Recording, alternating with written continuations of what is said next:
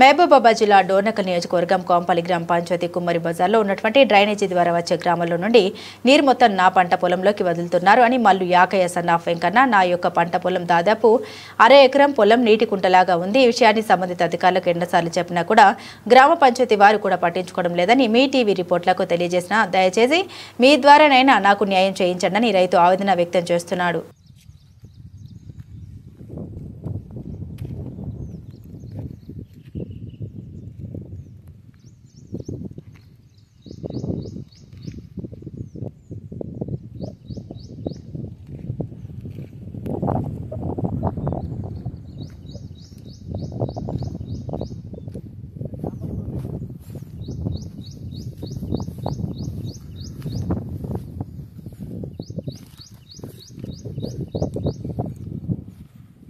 అన్న నీ పేరేందన్నా?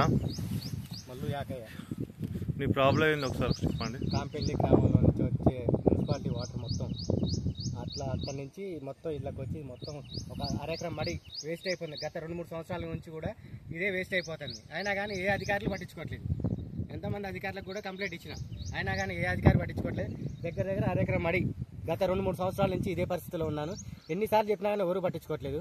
దీన్ని మీ ద్వారా అయినా నాకేమైనా మేలు జరిగితే మీకే కృతజ్ఞతలు తెలుపుకుంటాను.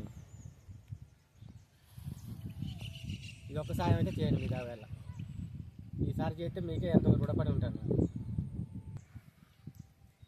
నేను ఒక రైతుని. నాకు ఈ వేస్ట్ వాటర్ వచ్చి నా పొలం పండకుండా చేస్తున్నాయి. ఈ వాటర్ రాకుండా నన్ను వేరే దిక్కుకు మళ్లించుకొని నన్ను పొలం పండించుకునేలాగా తయారు చేయండి.